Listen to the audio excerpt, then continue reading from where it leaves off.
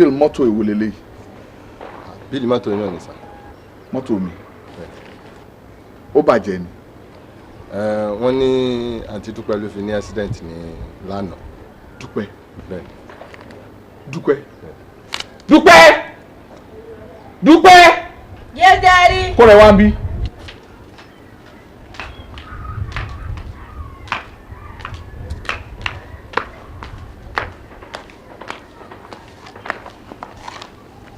Gbọ́, ń bó ló lọ tó fi mọ́tò mi ní accident.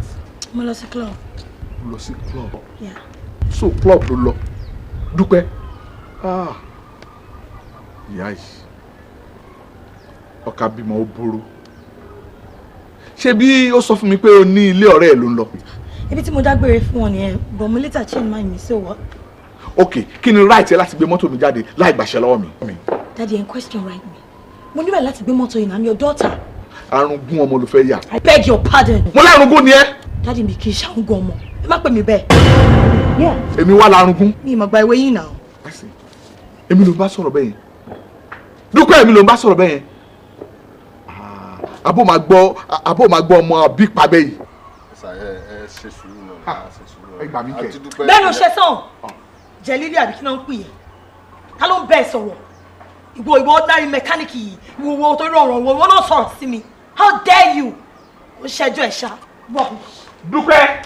Tó bá kúrú èyí lọ́dọ̀ Ọlọ́run èmi ò fẹ́ o. Ẹ kò lè gbéṣẹ́ fún mi. Daddy yín ló gbéṣẹ́ fún mi. And mi lè issue check kankan tí n bá ráṣẹ chief. Ẹ jọ̀ọ́, I'm very sorry. Ẹ má bínú. Accountant. A better kó fọ̀rọ̀ yìí gba ìkó má fi gbẹ̀tẹ́ o. Jóná, ó bẹ̀rẹ̀ sí ní sọ̀rọ̀ bí n pé Ọlọ́run bá wà lẹ́yìn ẹ̀. Ìjẹ́ inú ẹ kankan nírú company yìí rí. Dáhùn. Àbí bàbá ńlá wa bá ẹ lórí ọ́fíìsì ni. Tó rà ń sọ̀rọ̀ òun dún. Ẹ filẹ̀, òun náà fẹ́ gba best ni. After all, iṣẹ́ èèyàn ní iṣẹ́ ẹranko. Ajá mẹ́ka. Wípé wọn náà lè gèèyàn jẹ ṣá. Ṣé o ti bá gba ojú ẹ̀? Ti bá gba ojú ẹ̀? Wàá gbàgbé sọ́ni mẹ́. Ẹ wo, èmi ò lẹ́ẹ̀lẹ̀ lù mí. Àmọ́ bí ẹni pé fẹ́rẹ́ mi jẹ ni. Daddy yẹn ń pàṣẹ, èyí náà ń pàṣẹ. Wo mo wá fẹ́ gbọ́ ń bẹ̀. Ẹ ti wá ló máa gbọ́. Nítorí pé àwa la lógún. Kò sẹ́ni tó bá yín jà sí. Ẹ ti jẹ́ kí bàbá yín kú náà. Àbí aṣákìnpogun àlàyé. Ẹ̀yin òkú ṣàlà ń jàkàrà. What is your business with that? No, tell me, what is your business with that? Bó, àbá pé ogun dádì wa, lójú dádì, kò sí ètò kùn ẹ̀ bẹ́ẹ̀. Ṣé o jẹ́ family wa ni? No, sọ fún wa. Ṣé o jẹ́ family wa? Nǹkan tó kùn ẹ̀ ni wípé just issue the check and let's go. Listen, jẹ́ kí n sọ kíní kan fún ẹ.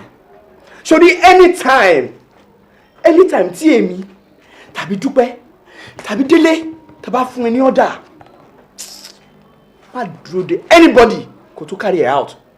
Ṣùgbọ́n nǹkan tí mo sọ yẹn. Ṣé wọ́n mọ̀ pé. Tell me, ẹ̀gbọ́n mi sọ̀rọ̀. What the hell are you? Wọlé, kí ló rí? Rog. Rog, orí ẹ̀ ti dàrú. Ilẹ̀ ẹ̀lẹ̀ ló ń pè yẹn.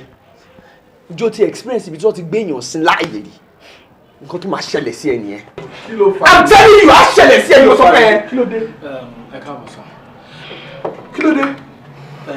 Délé àti Báyọ̀ ni wọ́n wá bá mi bí pé kí n issue check fáwọn. Mo dẹ̀ sọ fún wọn pé mi lè issue check kankan without your knowledge. Òun ló ń bá mi fa wàhálà sí sá. Ṣé o ń gbọ́ díje ni? Ṣé o ń gbọ́ dẹ̀? O ti rojọ́ lójú ara ẹ̀, dádì dẹ̀ ti fún ẹ, wọ́n ti fún ẹ ní gold medal. Wọ́n ti mú trophy, wọ́n ti present ẹ fún ẹ. Báyọ̀, kí ló ń dààmú ẹ náà? O rí mi wájú ẹ ni. Àbó rí pé mi ni mo dúró. Ẹ má bínú jàre, ẹ má bínú. Incompetent idiot tí ẹ̀yin náà lọ gbà as an accountant. Òun ló upset mi náà. Òun ló jẹ́ kí n sọ̀rọ̀ bẹ́ẹ̀. Ṣé ọ̀rọ̀ ló sọ jáde lẹ́nu yẹn? Mo ní ṣé ọ̀rọ̀ lẹ sọ jáde lẹ́nu yẹn? Kí ló ń ṣe iná? Kí ló ń jó iná tẹ̀ fi jólẹ̀? Ẹ dá mi lóhùn. Wo, for your information, kò lè issue check kankan jáde fún anybody without my consent. Yes, one dime kò ní fún yín. Tó yẹ kí bí èmi ṣe ń ná nìyẹn. Ṣé ìyá dé bá kankan? Now, for your information, o gbọ́dọ̀ fún anybody ní any kọ́bọ̀ láì sọ fún mi. O ti gbọ́? Including their mother. Ìyá wọn kò tó débi bá láti gba kankan. Daddy, ẹ wálé. No, Daddy, calm down, ṣe gbọ́. Kémi wálé. Ṣé realize pé property dájú wà nílé ṣá? Yes, fine. Property daddy ni. Ṣùgbọ́n ẹ ṣe sùúrù kò di ti yín ná. Mo kò aṣá àmọ́ alápèjúwe. Ẹ dáhùn, mo ní mo kò àmọ́ alápèjúwe. Nǹkan yìí nǹkan mi ni. Ó yàtọ̀ sí nǹkan yìí nǹkan wa. Kí ló ṣe é ní gbogbo dáadáa tẹ́ ń ṣe lé ẹ fi mọ́ lé o. Kẹ́yà fi mọ́ lé ẹ má gbèdé ní ọ́fíìsì mi mọ́. Túnjí, o gbọ́dọ̀ fún anybody ní kọ́bọ̀. Tí ìyàwó mi kan bá débí, o gbọ́dọ̀ fún lówó. Tí wọ́n bá wá ju ẹlẹ́nu bó ṣe yẹ lọ, get them arrested. Damn! O gbọ́ kó arrest gbogbo nǹkan tí wọ́n mọ́lé. Fi ọlọ́pàá kó gbogbo wọn lọ. Ẹni kọ́ lọ́mọ ni.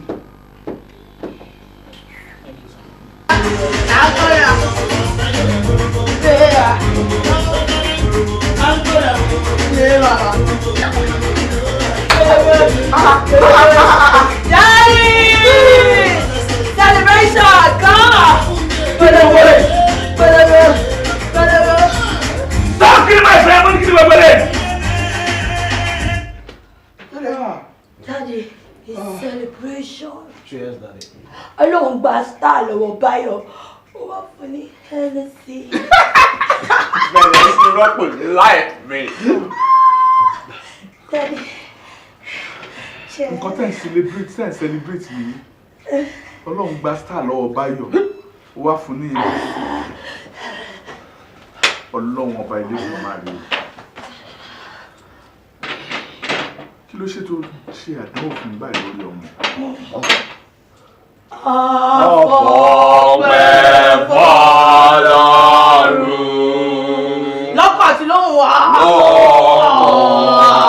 Àti lóhùn. Ẹni ṣòwò ìyanu.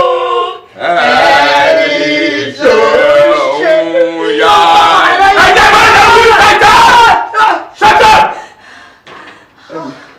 Ẹ̀ẹ́dẹ́kẹ́mi dúpẹ́ ẹ̀mí ti fẹ́ gbé náà ẹ̀mí ti fẹ́ gbé máa fún wa mẹ́sẹ̀gì Báyọ̀, ẹ ti dé. Hi ma. Ẹ ti dé. So ìwọ wà nílé. Mo wà ní kí ló ṣẹlẹ̀? Ó wà nílé làwọn ọmọ ẹ̀ ń ṣerú eléyìí nítorí Ọlọ́run.